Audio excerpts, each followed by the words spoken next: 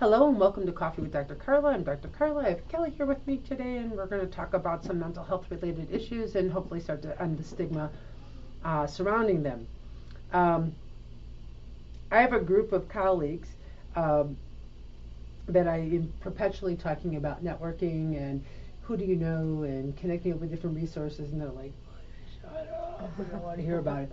Which is actually kind of funny because if you know me in person, you know that I am a big introvert and like any sort of crowd and like, just random cold calling or just, you know, chit chat at a networking event is like painfully difficult for me. So like, it's funny how like I'm so driven to it and yet it just is so painful for me to do. But anyhow, the whole reason why I am obsessed with it is because you don't know who you may need to know at some point in the future.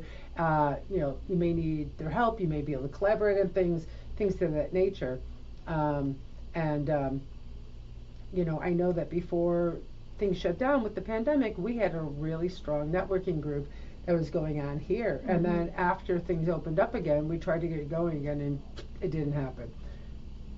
It is what it is. Well, who knows what will happen, in the future, like how that might come back around. But it was through that you and I got to meet and start to realize, like, oh, well, you know these people. Oh, okay, well, we know these people. And it's been very interesting because we met you like shortly after we opened up. So it's been over 7 years that we've met. And then throughout those 7 years, there's all sorts of connections that have been made. Yep. And it's been a lot of interesting people and a lot of fun stuff, right? No, it for sure has. I work with Stark Family Law Group, so we have a resource center in the office, and that's when I first met you, when I first started there, because I was starting to do outreach to make connections in the community. Right, yeah. And I reached out and talked to Eva, right. And then you guys invited me in, and then I was very intrigued by your holistic approach and what you had going on here, because it fell in line with what the firm I work for kind of has, with the same mentality. And then it just kind of spun out from there. You started having your groups, and then your people there. I knew some of them, so you, like you said, it has created a whole web of just 6 degrees of Carla and Kelly. Yeah, this is Carla and Kelly show. Who do you know? Oh my gosh, I know that person too, right? But it's very interesting. And we have a small little resource center here too, but I know that when people do call and they get Eva, like if we can't help them, then we try to help them out with different resources, right? Mm-hmm. And I guess the awesome thing is that when they do get Eva on the phone, right, that's her personality. She wants to help. She wants to make sure that whatever it is that you need, to the extent that we can, we'll help you connect with that. And we're also not afraid to say, like, we don't have the capacity to do that. Here's some people we do know, though, mm-hmm. who do. Like, and we're not willing to refer to somebody random, like, oh, look, I Googled this for you. Go to this person. Like, we don't know if they're going to be a good person or not. But I know both of us, Eva as well, we all recognize that for that person to even make that phone call in the first place probably took a lot of courage. A whole lot of courage and a whole lot of work, right? And that's kind of the same reason, like, we have our resource center, and that's why I vet, like, now my role is we vet them out, because we want to make sure that we're sending to people we trust. So not just a random search on the internet and stuff like that, because and that person might be okay, but I don't know. No, it's a crapshoot. Yeah. And with being working in family law, and then you being in the mental health field, both of our industries are getting people who are in very emotional states in some sense at sometimes. And probably have lost trust in humanity at that mm-hmm. point, right? Yeah. Yeah, and so the term that we often use is because they come in, and if they're going to a law firm, a lot of times it's a lot of other things going on. So that's why we want to give them the tools in their toolbox. And one of the biggest things that we find sometimes is that they feel like they're paralyzed, like they're stuck. And that's when... Same here. Yeah. Yeah. And well, it's why one of our biggest, obviously you know this from knowing me, but our firm, but we're very big proponents on making connections within mental health connections. So Right. because it's such an important thing, like one of the things we've talked about, you were talking about, I know that your whole intention with this show too, and your whole goal with your practice is to try out to break the stigma. Right. And there is such a stigma around it. It is no different than having a physical ailment or anything like that too. So that's why it's important for us to have connections to help our clients get themselves, whether it be mentally or physically, or they need help with anything, we can Right. get them. Right. And then it's also interesting, we think about, clients asking for help and needing these resources, but, sometimes, it's us within the organization, like, we're trying to do such and such, and we don't know how to make that happen. And you're like, oh, I know somebody who does that. Mm-hmm. And you're like, cool, right? And even just today at lunch, like, oh, did you meet so-and-so? I'm like, oh, I might have. Oh, well, he said also this. So I'm like, oh my God, I want to do that, right? Like, so some of it is just for fun, but some of it also is like, we need help with, I know that when we first opened up, we needed an accountant, and we needed somebody who understood, like, incorporation and some of those things. And the way we found it is, like, we went through the chambers and we said, who do you know? Who do you work with? Who do you recommend? Right? And that's how we started our journey. And because, otherwise, we'll take, we're just going to look at a bunch of names and go, like, what does this even mean, right?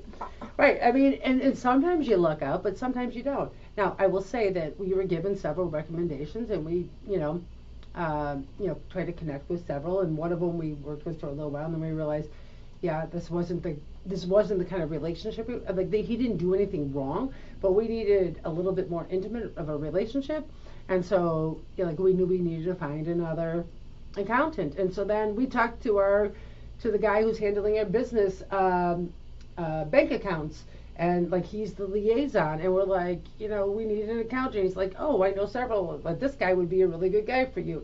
So even though we're not necessarily in a crisis like that, those types of resources are also available, right? And then we can get connected in all those different types of ways. Yeah.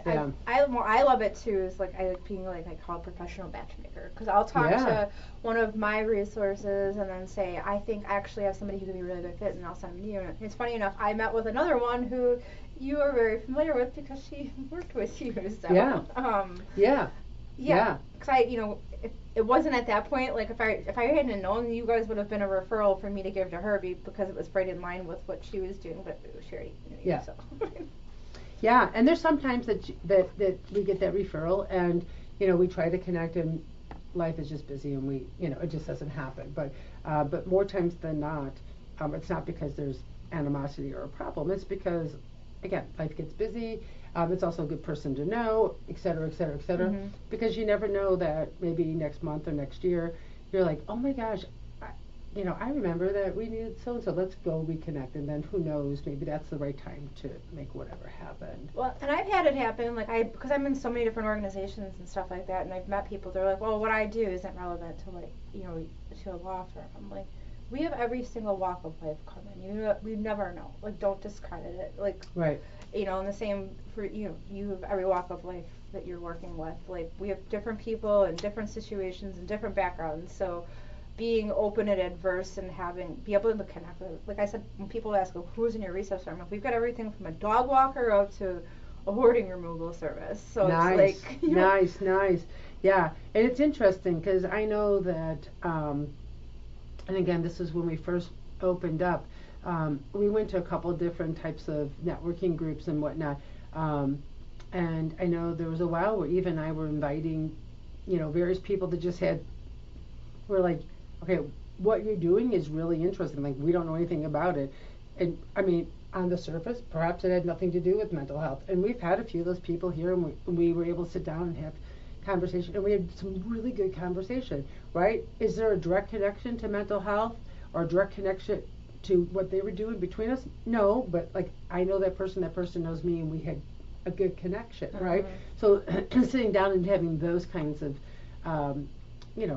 small gatherings, like for a meal or something like that, where there's different people there, is really useful. Sometimes networking meetings are small, and they can be intimate like that. And sometimes they're so big, you're like, oh my God, this is too much. I can't even begin to process it. Yeah. Right. Yeah. So, if you didn't get anything out of what Kelly and I just talked about, let me just say to you, don't be afraid to ask for what you need, right? Like, hey, does anyone know somebody who, can fix drywall? Or lately for our house, is like, does anyone know anyone who still services above ground pools? Because we need some help, right? And then it was amazing. Somebody knew somebody who knew somebody. We now got a guy who will come out and help us with our above ground pool, right? But if we don't open our mouths and say something, we'll never get it.